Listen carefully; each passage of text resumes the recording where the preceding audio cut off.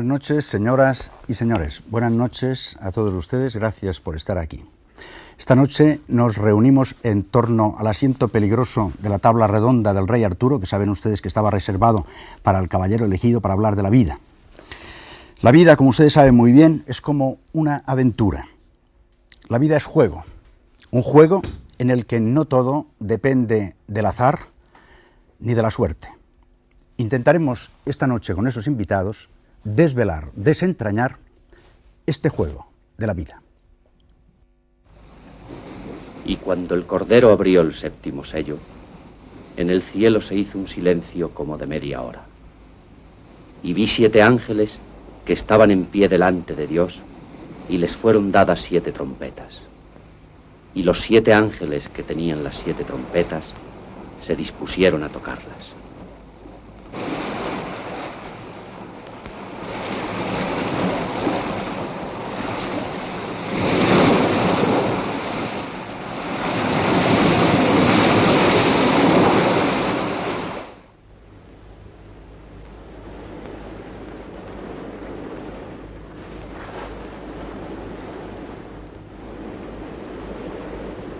¿Quién eres tú? La muerte. Es que vienes por mí. Hace ya tiempo que camino a tu lado. Ya lo sé. ¿Estás preparado? El espíritu está pronto, pero la carne es débil.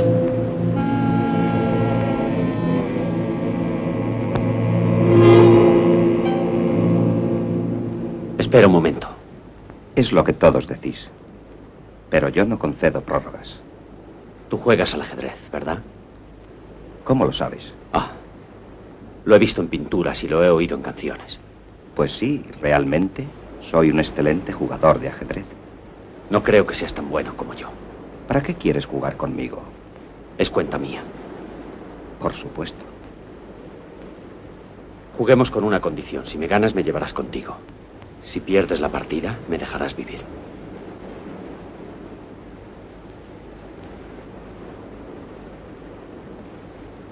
Las negras para ti. Era lo lógico. ¿No te parece?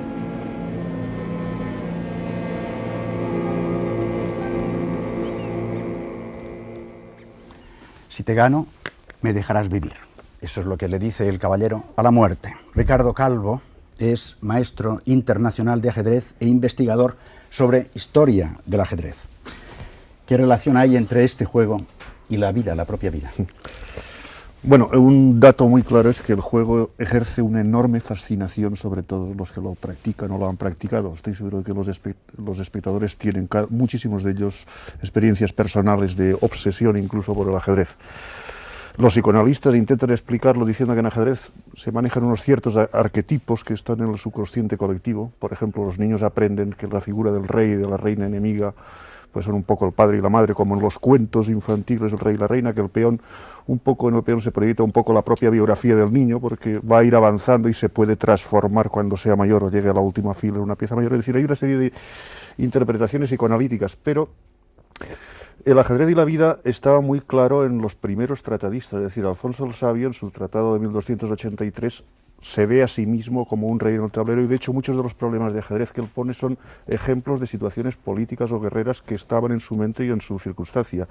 Los poetas andalusíes también traen continuamente a colación el ajedrez y el destino, es decir, el destino juega con nosotros como piezas de ajedrez, y al final Omar Khayyam dice juega en el tablero de las negras noches y los blancos días, y al final la muerte nos arroja a todos al cajón de la nada. Es decir, estas imágenes que salen en el séptimo sello tienen una tradición literaria muy antigua, ya que arranca desde Bagdad en el siglo IX, y quizá explique un poco por qué tenga esta capacidad de proyección simbólica del ajedrez con lo que ocurre en la vida. Eduardo Scala es poeta y además investigador del simbolismo, del mundo simbólico del ajedrez. ¿Y qué relación tiene, no solamente con la vida, sino con el microcosmos, con el organismo del ser humano? Sí, pues hablamos de lo mismo, el organismo, la vida, el ajedrez, estamos hablando de la misma cosa. Y es muy interesante esta secuencia que hemos visto ahora porque precisamente al juego de la vida solo puede jugar la muerte. Estamos con el antiguo mito, muerte-vida, y en este sentido pues enlaza perfectamente con el microcosmo. Quiero hacer notar una frase exacta, como no, de Fischer, cuando Spassky perdió el campeonato del mundo y comentó: el ajedrez es como la vida. Entonces Fischer, de una forma implacable, comentó: no es que sea como la vida, el ajedrez es la vida.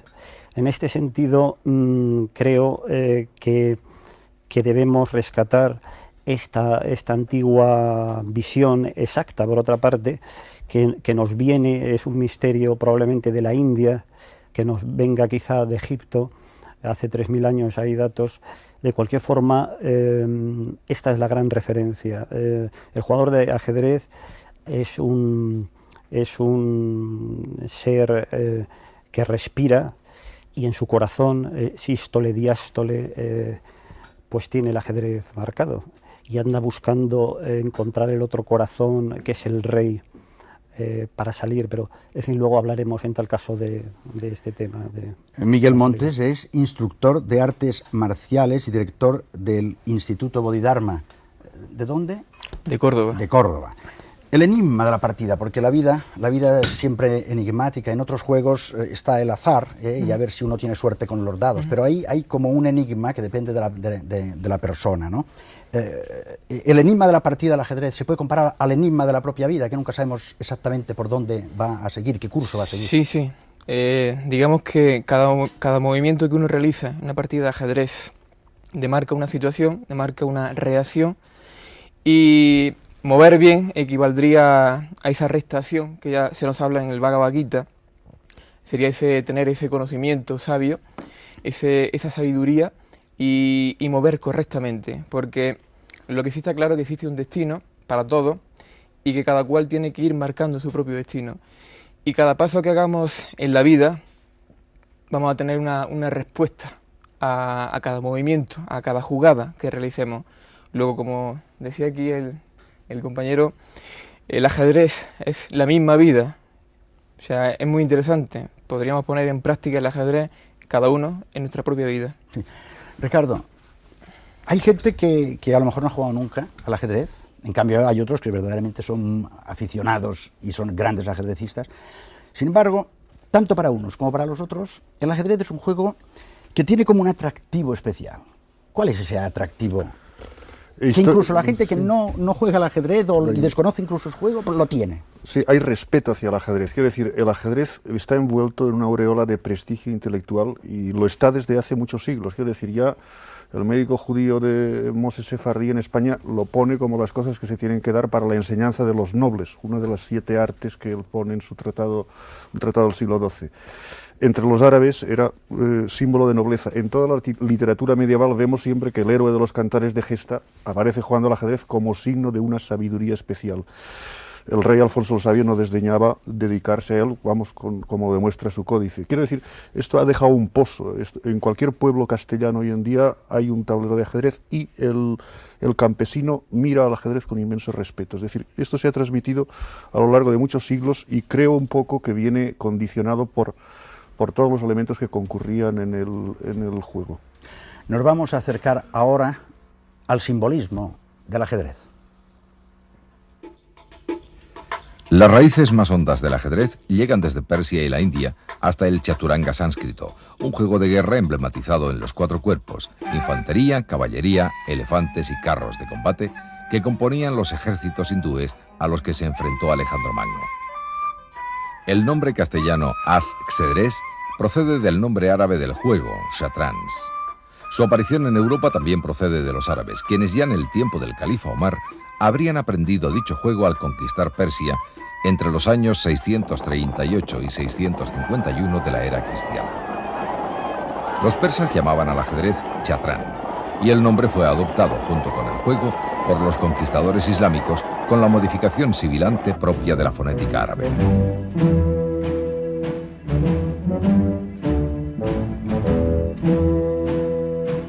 En cada fila hay señaladas sobre el tablero 8 divisiones. Estas son cuadriculadas y unidas entre sí.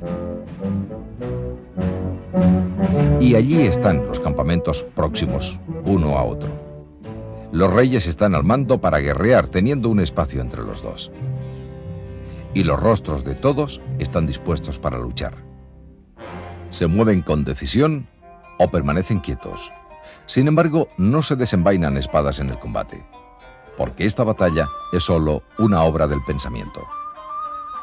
Judíos como Ben Ezra, árabes y cristianos como Alfonso X, hombres y mujeres de todas las razas, vieron clara la simbología guerrera del ajedrez. Las lanzas se dejan de lado en esta guerra incruenta. El paso del juego del ajedrez desde la cultura árabe a la cristiana necesitó una convivencia pacífica a nivel de vida cotidiana compartida entre las dos culturas. Tales condiciones se dieron especialmente en la zona pirenaica. Curiosamente, la Casa de Urgell, de la que provienen los ajedreces y los textos más antiguos, adoptó en sus armas el ajedrezado en oro y sable, como expresando la transmisión de un mensaje oculto de generación en generación. Lo más sorprendente es esta transmisión de un mensaje ajedrecístico mostrado por la heráldica. Un mensaje que era obvio para los primeros místicos islámicos y judíos. Dos bandos, dos colores, blanco y negro como el día y la noche. Dos principios polares, el bien y el mal. Los hijos de la luz contra los hijos de la oscuridad. Las raíces de este mensaje se remontan hasta el mazdeísmo persa, en cuyo crisol se gestó el ajedrez. De hecho, el conde Armengol I murió en una expedición a Córdoba en 1010, ayudando a la facción musulmana mística, más tolerante con los judíos y con los elementos bizantinos que habían transmitido este mensaje de polaridad. Mensaje que fue recogido y emblematizado en la Edad Media por los templarios, como vemos en la iglesia zamorana de Santa María la Nueva, o por los maestros de la piedra que lo dejaron en la catedral de Tudela. Con el ajedrez, los místicos persas, nestorianos, árabes y judíos introdujeron un mensaje matemático vinculado al 8, el número perfecto. El número que rige las cúpulas árabes, las pilas de bautismo cristianas o las torres octogonales de las fortalezas cristianas.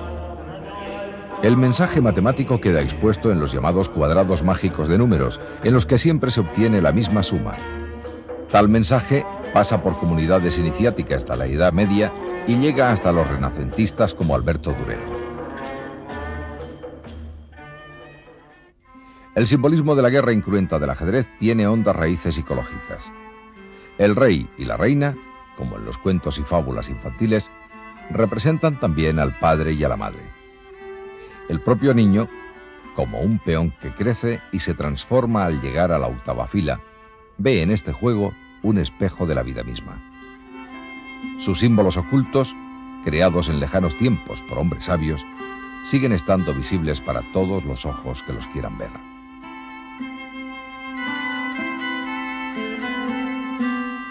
Ricardo Calvo, algo más, algo hay que añadir o algo bueno, que que puntualizar? quiero felicitaros porque habéis hecho un documental creo que muy bonito. Sí, era expresar un poco en esquema la transmisión de este mensaje en el que insisten todos los primeros tratadistas y que está muy conectado con las preguntas que has dicho tú al principio de el azar o la necesidad, el voluntarismo o el fatalismo. Es decir, en ajedrez hay un propósito deliberado de excluir el azar. El azar es la flor, la flor que marcaban los dados islámicos el as. Es decir, es un propósito de quitar todo lo que sea fatalismo y desarrollar un voluntarismo diciendo el afán de vencer, el propio conocimiento, el propio esfuerzo es lo decisivo en la victoria o la derrota. Por eso todos los tratados árabes empiezan con una discusión entre fatalismo y voluntarismo y acaban diciendo que el ajedrez es el más noble de todos los juegos, y Alfonso el Sabio también lo dice. Es decir, siempre empiezan enfocando la parte filosófica sobre el libre destino, el libre albedrío o el fatalismo, que es una pregunta implícita en toda la invención del ajedrez. Es decir, no se puede dejar nada al azar. No, cualquier movimiento que se haga realmente queda deliberadamente excluido. Es decir, se eliminaron los dados del tablero, se eliminaron muchos otros juegos y se creó un juego puramente voluntarista. Felipe Sanz es ajedrecista y es escritor. Estamos hablando ahora ya de que no se puede dejar nada al azar, estamos hablando de una estrategia. Realmente cada jugador sigue una estrategia, está calculando cada uno de los pasos, suponiendo qué otros pasos puede dar la otra persona. ¿Podrías decirnos algo sobre la estrategia? Garry Kasparov, el campeón del mundo, acostumbra a decirnos que aprender a jugar al ajedrez es aprender a vencer. Y en esto demuestra pues, que hay un valor estratégico bastante importante, ¿no? Además, el origen de la palabra ajedrez la encontramos en el término hindú chaturanga, que significa 4 partes, que eran las partes en las que estaba dividido tradicionalmente el ejército hindú, ¿no? Que eran las torres o carros de combate, la caballería representada por el caballo, los elefantes por el alfil, el consejero del rey, que es la dama, y los peones, ¿no?, que representan la infantería, ¿no? Entonces, dados todos estos elementos, al ponerlos en acción, evidentemente necesitamos de una estrategia, ¿no? Y hay unos fundamentos básicos, ¿no?, dentro del mundo del ajedrez, como es, por ejemplo, el dominio de las 4 casillas centrales, ¿no? Que el jugador que logra alcanzarlas y depositar sus piezas en ese lugar, pues digamos que obtiene mayor poder de fuerza, ¿no? Sus piezas se proyectan más hacia el resto del enemigo, ¿no? Pero casi siempre, por ejemplo, al empezar las jugadas de ajedrez, he visto que lo primero que hacen es adelantar el peón del rey o de la reina y colocarlo justamente en esas, en esas 4 casillas. Sí, es que hay un orden. Primero, generalmente se suelen mover los peones, y sobre todo los peones centrales, para tomar ese lugar, ¿no?, que es el de mayor poder en el tablero, ¿no?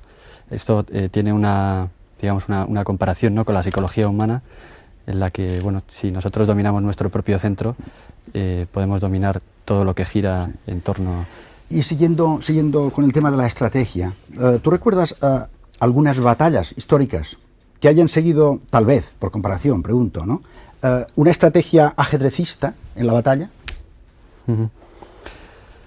Pues concretamente hay varios tratadistas, personajes históricos, que han recurrido al ajedrez, como por ejemplo Epaminondas o Alejandro Magno, o ya más en nuestra época, pues Federico II de Prusia, incluso hasta el mismo Napoleón, que tenía tres principios estratégicos principales, ¿no?, que decía que era uno, la unidad de mando, es decir, en un ejército solo debe haber una cabeza pensante.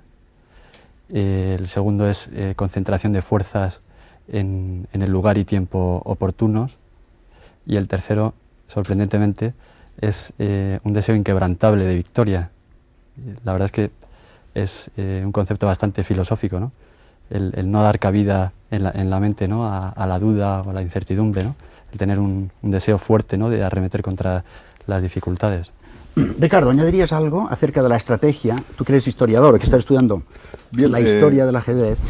Sí, en el Escorial hubo este verano un general americano de West Point que es un especialista en el tema este, es decir, y nos dio unas charlas muy interesantes poniendo modelos ajedrecísticos en batallas desde la antigüedad hasta la última guerra del Golfo. Tenemos modelos ajedrecísticos muy claros y con partidas ilustrativas. Todo esto, hay muy poca gente que se haya dedicado, pero hay unos cuantos tratados muy interesantes desde el siglo pasado. Y que el ajedrez tiene una connotación militar, pues bueno, era muy claro para los árabes, pues porque, entre otras cosas, la autorización teológica y jurídica del ajedrez fue hecha en base a que era un modelo incruento de la guerra. Y hay un montón más de datos. El término militar de alférez, por ejemplo, deriva de la alferza, es decir, el abanderado que camina al lado del rey en la partida de ajedrez. Es decir, es un caso del ajedrez dando su nombre a un grado militar. O Arte de San Juan también dice que los árabes tenían 7 grados militares porque son 7 las casillas que tienen que recorrer el peón, y de ahí viene el término mata-7 que sale en los romances de Góngora, tal, es decir, el modelo ajedrecístico se utilizó, y sobre todo en el mundo islámico, como una correspondencia militar en muchos sentidos. Eduardo Scala, hemos hablado ahora de la influencia que puede haber tenido el ajedrez en la historia. Quería preguntarte a ti si también ha ejercido esa misma influencia en el arte. Claro, y reincido el leitmotiv de la vida. El ajedrez es vida, entonces evidentemente es arte. Hay una pregunta un poco tópica, impertinente, que se pregunta siempre: ¿el ajedrez es arte o ciencia? Bien, el ajedrez es el ajedrez y es un arte en sí mismo. En este sentido, pues ha sido una fuente de inspiración enorme para músicos, además de ser un arte en sí mismo. Y lo que sucede en las partidas, por ejemplo, las grandes partidas, las partidas magistrales, pues que son conciertos visuales. De la misma forma que escuchamos a Mozart, pues vemos a Morphy, pero al final estamos hablando de la misma armonía, del fluido. Entonces es arte grande, arte regia, arte real, llamado arte real, el arte del rey. Y en este sentido hay que recuperar este concepto, ¿no? El arte, del magister ludi, del intérprete del silencio, que es sutilísimo, por cierto, ¿no? Es el instrumento del silencio y, claro, suena pero maravillosamente. Y por supuesto es danza y es escultura y hablamos de espacio y estamos hablando de tiempo. Entonces, a todo esto en torno al desarrollo del silencio, que es como se revelan los grandes misterios. De ahí que también sea un juego místico. Y de ahí que en el séptimo sello también empezaba con palabras totalmente místicas del Apocalipsis. Del Apocalipsis, porque es muy interesante, bueno, hay infinitas referencias, pero el caso de Borges, que en su obra aparece referido al ajedrez permanentemente, pues dice algo en El oro de los tigres, en el prólogo, un dato muy revelador. Dice: mi padre me ayudó cuando era niño con el tablero de cedro, me reveló la carrera de Aquiles con la tortuga. Es decir, que es el sentido, el vehículo de conocimiento, y para eso fue creado, para revelarnos magia, ilusión, penetrar y llegar a la última realidad y darnos pistas para movernos mejor en este laberinto de la vida. El ajedrez y el arte musical. Estas imágenes nos muestran una original partitura cuyas particulares notas siguen los movimientos de las piezas del ajedrez. Como en el juego, se puede empezar de muchas formas, y la continuación de las jugadas dependen del jugador, y en este caso, del director de orquesta. Autor: Carlos Cruz de Castro. Interpreta: Grupo Círculo. Dirige la orquesta José Luis Femes. Título: Ajedrez.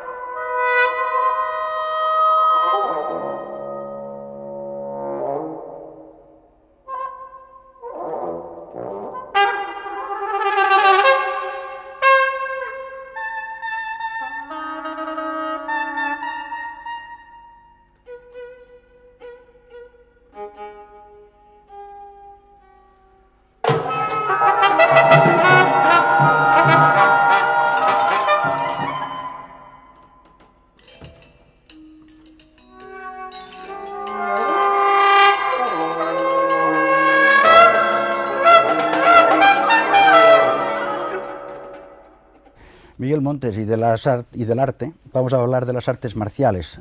¿Se puede hacer alguna comparación con el ajedrez? Sí, sí, por supuesto. De ahí que si nos remontamos a la India, vamos a ver que en el mismo tratado del Bhagavad Gita se narra todo un encuentro entre dos ejércitos, donde hay un guerrero, que es el hombre mismo, es todo un símbolo este encuentro, en el campo de Kuru, donde aparecen dos grandes ejércitos, Pandava y Kurava, y todos, o estos dos grandes ejércitos, van a luchar en busca de este conocimiento, de esa Hastinapura, o ciudad de los elefantes, o ciudad del conocimiento. Y digamos que es todo un tratado filosófico marcial, puesto que se revela el espíritu marcial, o sea, el espíritu del guerrero. Y el guerrero, digamos que es todo ser humano que lucha por perfeccionarse, por encontrar su propio centro. Acerca de eso, del arte marcial. Yo quería decir, porque creo que seguimos un poco, hay una cierta diferencia estando en lo mismo. O sea, estamos hablando del plano de la épica marcial exterior, exotérico, y estamos hablando del plano de la Bhagavad Gita mística, de la guerra interior esotérico, con ese. En ese sentido hay que saber de lo que, en fin, de lo que estamos hablando, ¿no? Y cuando hablo de que es un cuadrado mágico de Mercurio, evidentemente está aquí, o sea, es una evidencia tremenda de 8×8, que no es el cuadrado mágico de Marte. Y, por supuesto, todo es conflicto. Nuestra propia respiración, en ese sentido, sí, es una épica la que mantenemos, y la vida es una estrategia permanente, porque es la respiración. A partir de aquí está el exterior, está, digamos, el conflicto exterior. Pero volvemos otra vez a los árabes, la Gran Guerra Santa, el guerrero interior, la Bhagavad Gita, pues nos habla precisamente de la rectación y de no resultado. O sea, el resultado no se concibe la pérdida o la ganancia, no hay éxito o fracaso, de donde se deduce que el arte marcial aquí no funciona, porque aquí no se trata de conquistar ni de ganar un país, un territorio, un enemigo. Aquí no hablamos de resultados, estamos hablando de una ascesis, porque es más, también es ascética, evidentemente, y de ahí que sea el juego de los caballeros. Y bien, son dos planos que se conjugan, ¿no? El exterior y el interior, y por supuesto es una batalla también. Esto es un símbolo, o sea, yo creo que no se contrapone. No. Yo querría decir que el término budo en Oriente justamente significa detener la lanza o cesar de combatir. O sea, que el fin de las artes marciales no es vencer al contrario, sino vencerse a uno mismo. Este es el punto. Que digamos sería la esencia del Bhagavad Gita. O sea, el que entienda las artes marciales, porque hoy, digamos, se tiene un concepto erróneo de las artes marciales como lucha o violencia, digamos, va por otro camino. O sea, el auténtico sentido de las artes marciales sería ese: conócete a ti mismo a través del arte que tú practicas, a través de la escultura, a través de la poesía, pero en este caso un arte kshatriya, que en la antigüedad todas las técnicas marciales serían un símbolo que respondería a un estado interior del hombre. Probablemente a ustedes les sonará más los títulos de libros como el Ramayana y el Mahabharata. Bueno, pues el Bhagavad Gita forma parte de esos libros que son uno de los más hermosos que se han escrito, que ha podido salir de pluma de ser humano. Felipe Sanz, yo creo que querías intervenir. Quería aportar también una cosa. El ajedrez tiene un valor eminentemente simbólico, ¿no? Y como tal no se debe de olvidar que tiene un valor estratégico militar, y hasta el punto de que se dice que la casta brahmánica de la India lo inventa para traspasárselo a los guerreros, a los kshatriyas, y enseñarles arte militar a través del ajedrez. O sea que es una cuestión bastante importante que no se debe de olvidar, aunque tenga otros valores y otros significados, ¿no? Yo creo que Ricardo también quería... Sí, a mí es que lo que me interesa más que lucubrar, que es fascinante, es lo que dijeron los primeros que hablaron sobre el simbolismo del ajedrez, que son pues los hermanos de la pureza en Bagdad, o los primeros tratadistas árabes.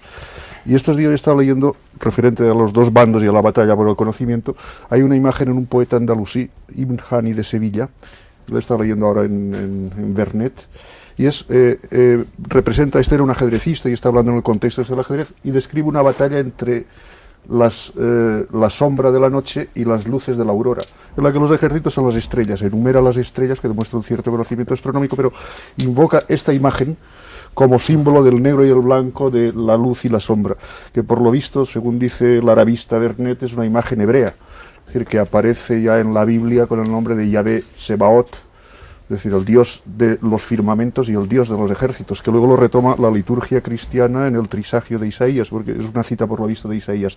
Hay que decir que todo este contexto simbólico, un poco, digamos, cabalístico y un poco muy evidente entre la luz y la sombra, los dos bandos, el conocimiento, pero enfrentados, es decir, como una guerra que no necesariamente está enfrentada siempre en la distancia, sino que combaten en el corazón del propio ajedrecista, están entreverados en blanco y negro en cada jugador. Creo que este mensaje era muy evidente para aquella gente. ¿Sí? Quisiera decir algo que puede ser también muy significativo. Lo que sucede con el ajedrez, que esto puede parecer otro disparate, es algo muy, muy tremendo. Resulta que es un espejo. Es un espejo, es una doble imagen donde resulta que volvemos a la metáfora de la luz y las tinieblas. Entonces sucede que la proyección de la doble imagen, en realidad hay dos reyes. Pero esto es falso, en un reino solo puede haber un rey. Entonces, claro, es la especulación en torno a un rey que es el impostor. Quiero decir con todo esto que el ajedrez solo existe un jugador. O sea, hasta ahí se llega de grado de las tesis. O sea, que el espejismo siempre, el adversario, el símbolo del adversario, el símbolo de la muerte, es, digamos, es nuestra sombra. Estamos hablando siempre de nuestra sombra. En un momento la sombra nos devora, esto también puede ser.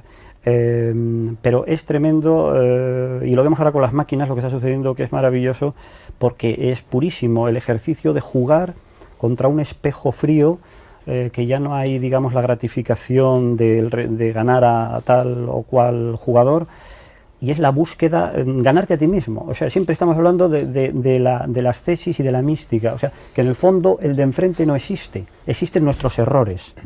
Y de ahí que cuando nosotros jugamos mal, desacertamos, inmediatamente por la ley que hablábamos del karma, dharma, todo esto, pues nos viene la reacción inmediata. Pero si jugamos bien y acertamos, ganamos la partida, o cuando menos hacemos tablas. Decía Eduardo Scala hace unos momentos que había una división entre el mundo esotérico y exotérico, y hablaba del mundo interior y el mundo exterior, en el fondo de esa gran guerra santa de la que habla el Corán. Las guerras son pequeñas guerras, y cuando regresaban, decía Mahoma, cuando regresaban de la guerra, vamos ahora a la gran guerra santa, que es la guerra interior. Volvía el caballero del séptimo sello de las cruzadas, de una guerra exterior, y se encontraba vacío por dentro, en esa lucha a muerte que mantenía con ella misma, con la muerte. Séptimo sello. Quiero confesarme y no sé qué decir. Mi corazón está vacío. Hoy ha venido a buscarme la muerte. Estamos jugando una partida de ajedrez. Es una prórroga que me da la oportunidad de hacer algo importante. ¿Qué piensas hacer? He gastado mi vida en diversiones, viajes, charlas sin sentido. Mi vida ha sido un continuo absurdo. Creo que me arrepiento. Fui un necio. En esta hora siento amargura por el tiempo perdido, aunque sé que la vida de casi todos los hombres corre por los mismos cauces. Por eso quiero emplear esta prórroga en una acción única que me dé la paz. Por eso juegas al ajedrez con la muerte. Emplea una táctica muy hábil, pero todavía no he perdido ni una sola de mis piezas. ¿Y supones que podrás engañar a la muerte con tu juego?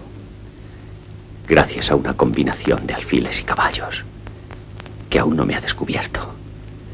Una jugada más y le arrebataré la reina. Lo tendré en cuenta.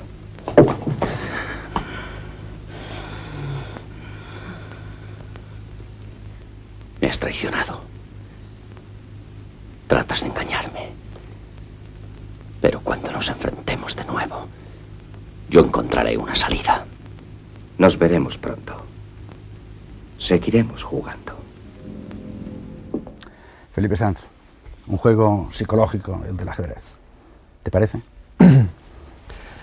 Antes mencionaba a Ricardo el curso de ajedrez que él dirigió en el Escorial este verano pasado, ¿no? Y fue un personaje que a mí me impresionó mucho, un ruso que tiene una escuela de psicología en Moscú, y bueno, a través de técnicas de ajedrez, pues trata a niños que tienen problemas psicológicos, y se llama Chatorian. Él nos decía que a través del ajedrez el participante, ¿no?, puede llegar a obtener un estado de lucidez, o también lo llamaba éxtasis, ¿no?, a través del cual pues la intuición o la inspiración digamos que le permitía al individuo que jugaba pues tratar el problema psicológico que tenía, ¿no? Los que juegan al ajedrez saben perfectamente, ¿no?, que bueno, hay muchos elementos, ¿no?, entre ellos un factor importantísimo relacionado, ¿no?, con la psicología, ¿no?, con el corazón. Y bueno, a través de la práctica pues se puede llegar a eso que hablábamos antes del dominio del centro, del dominio de las pasiones, bueno, incluso hasta llegar a un estado creativo, ¿no?, de inspiración, ¿no?, cuando se ha logrado abarcar y dominar el centro, ¿no?, y desde ahí actuar al resto de las cosas, ¿no? Ricardo Calvo, que además Ricardo Calvo es médico, conoce al ser humano desde este punto de vista, de la medicina también. Yo creo que al ser humano no hay quien le conozca, pero... Es difícil realmente. Y en este juego, la psicología del propio jugador va cambiando a lo largo de la partida. Es una psicología de extrema tensión, es decir, se puede comparar a la psicología que ocurre pues, en las artes marciales, o los toreros cuando salen a la plaza, o los soldados en combate. Es una psicología de extrema tensión, y en esa extrema tensión mental ocurren siempre muchas cosas, percepciones que normalmente no se perciben en la vida ordinaria, impresiones, iluminaciones incluso, es decir, intuiciones. Todo eso está mezclado, además vivido con una cierta angustia, porque todo el combate, salvo en los muy grandes, pues trae aparejado un cierto elemento de angustia y de miedo. Entonces, ese estado mental en el que inevitablemente se coloca el jugador antes de una partida importante, pues es lo mismo que ocurre en muchos otros aspectos creativos o de otro tipo, pero es un estado especial que todo el mundo lo ha vivido de alguna manera. Yo estuve hablando, por cierto, con un levantador de piedra vasco, que es muy famoso, se llama Iñaki Gorostil, y para levantar una piedra de enorme peso se tiene que colocar en ese estado mental propio, si no, la piedra no se levanta. Es decir, yo creo que es una cosa muy multidisciplinar. Miguel Montes. Yo podría añadir que la psicología del ajedrecista en cierta medida se parece mucho a la psicología del artista marcial. O sea, cuando uno se coloca en el tatami, en el tablero, y está enfrente a su enemigo, simbólicamente, porque realmente no hay enemigos en la práctica de las artes marciales, experimenta justamente una sensación muy curiosa. O sea, se produce un miedo, primero, digamos, miedo hacia lo desconocido, miedo ante cómo será mi adversario, miedo a qué técnicas utilizará mi adversario, qué cualidades tendrá. Entonces, ese miedo primero de romper el combate, y de ahí que cuando empiezan dos artistas marciales a entrar en combate, o dos grandes campeones, o dos grandes maestros, hay todo un proceso de estudio, digamos, de atención. O sea, no entran porque sí, sino que hay toda una preparación psicológica e incluso hay toda una táctica psicológica hacia el adversario. Luego, sí, incluso en el desarrollo del combate, sí existe una transformación del artista marcial, cuando llega, digamos, a alcanzar ese equilibrio con su oponente. Sigamos desentrañando este juego. Fíjense qué cosas tan curiosas. Entre el conjunto de saberes que el mundo del ajedrez trasladó desde la India y Persia hasta el mundo islámico, se encuentra la matemática mágica. Más concretamente los llamados cuadrados mágicos o de Nasic. Con ello se obtiene la propiedad, llamada mágica en matemática recreativa, de que la suma de los números en cada columna vertical, en cada columna horizontal y en las dos diagonales mayores es siempre la misma constante, 15. Esta peculiar disposición de los 9 números ocupa un lugar central en la filosofía china como imagen compendiada del universo con valor ritual. El 5 es el número central, al igual que lo fue con los pitagóricos, y ello puede enfatizarse uniendo los pares de números congruentes a 5.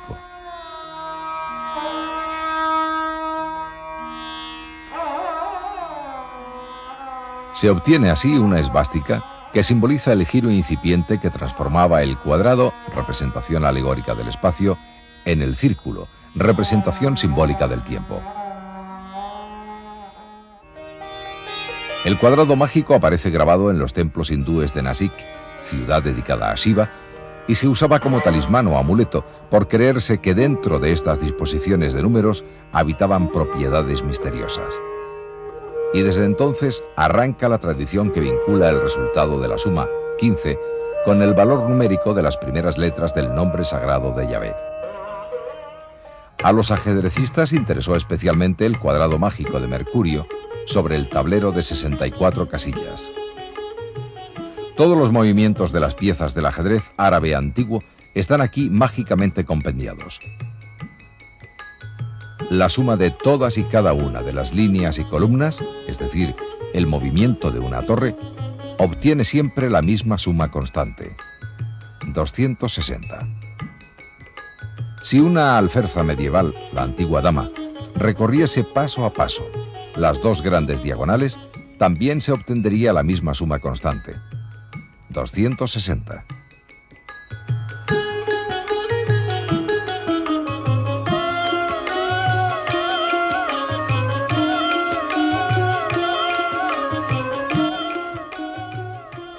Hasta aquí nada extraordinario, pero intentemos representar al alfil medieval, cuyo movimiento era saltar en diagonal a una tercera casilla únicamente, como se hace en el juego de damas al comer una ficha.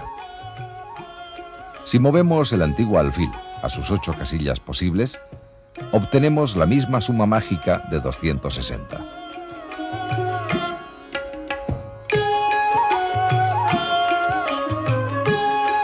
Y ello partiendo desde cualquier casilla de la banda, incluida la esquina.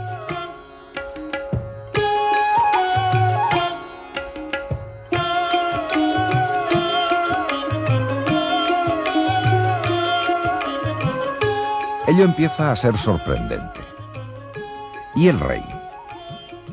Lo característico de su movimiento sería mover un cuadro en diagonal y otro en línea recta. Si lo hacemos así, desde su casilla inicial, obtenemos mágicamente la suma constante, 260. Lo mismo sucede si lo colocamos en otro emplazamiento inicial, incluida la esquina. Y ello no solo por las columnas verticales, sino también por las filas horizontales, y tanto si el primer paso es vertical o diagonal, con tal de que se mantenga la alternancia.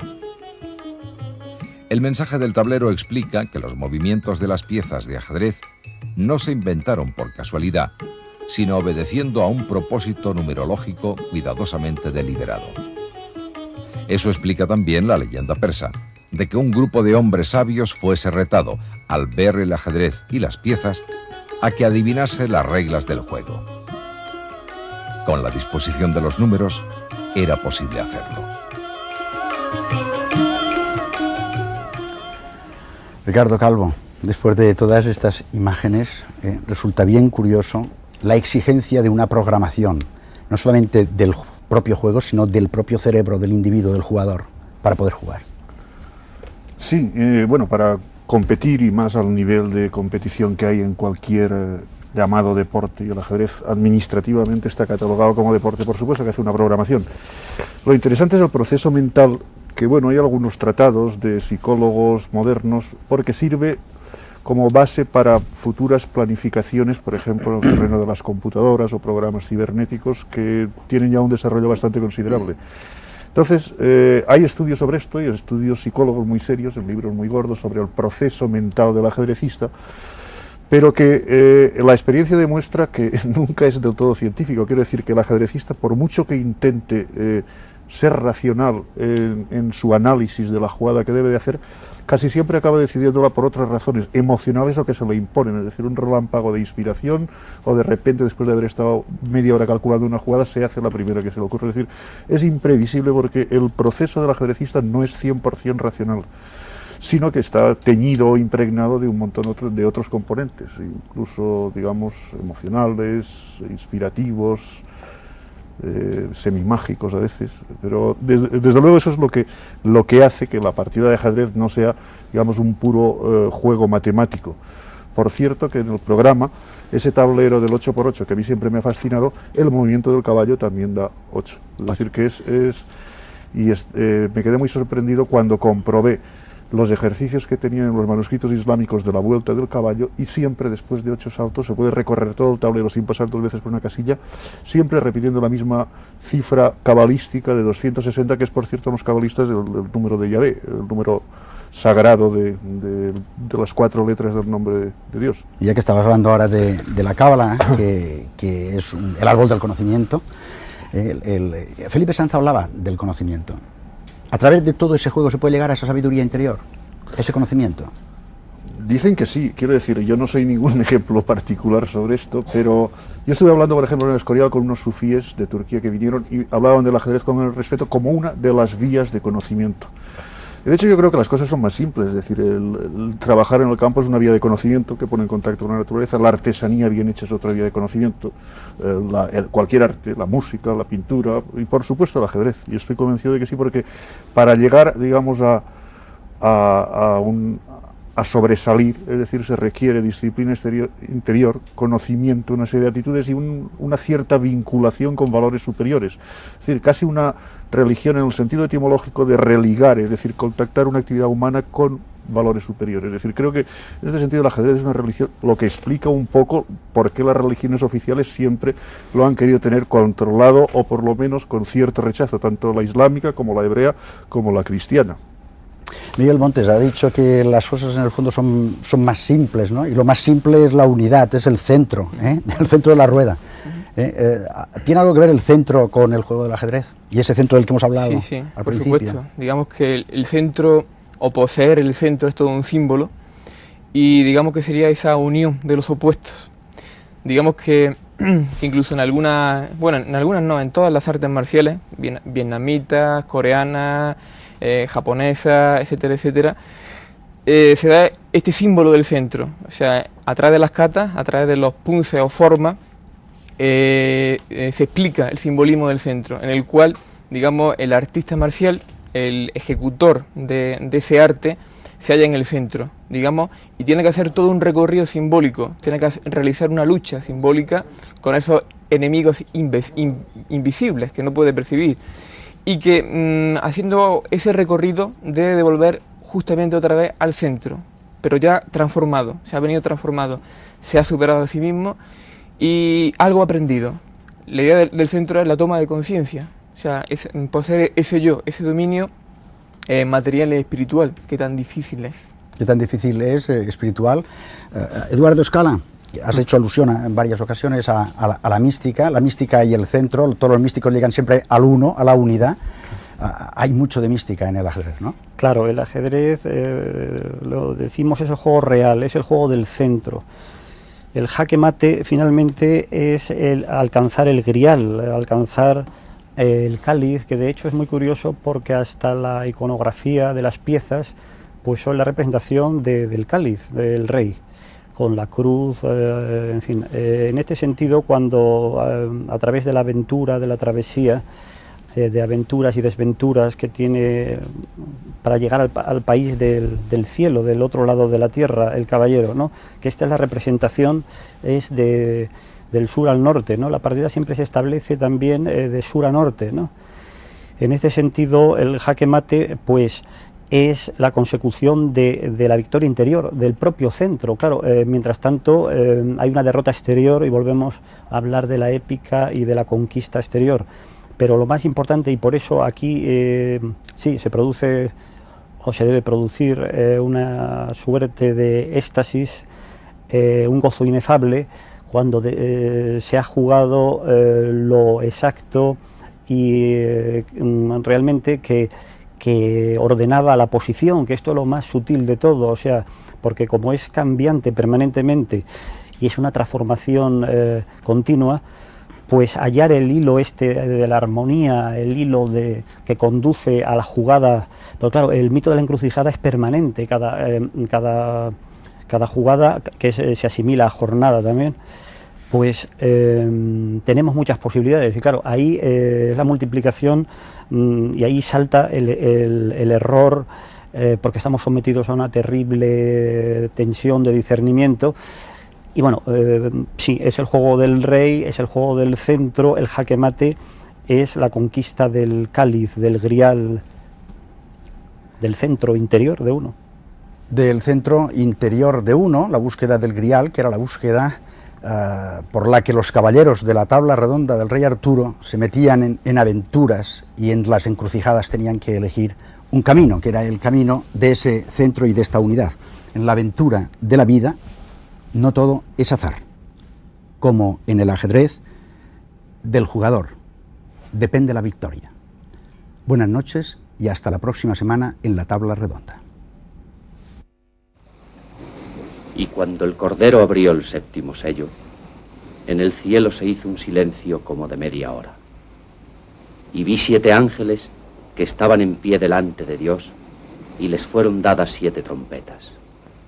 Y los 7 ángeles que tenían las 7 trompetas se dispusieron a tocarlas.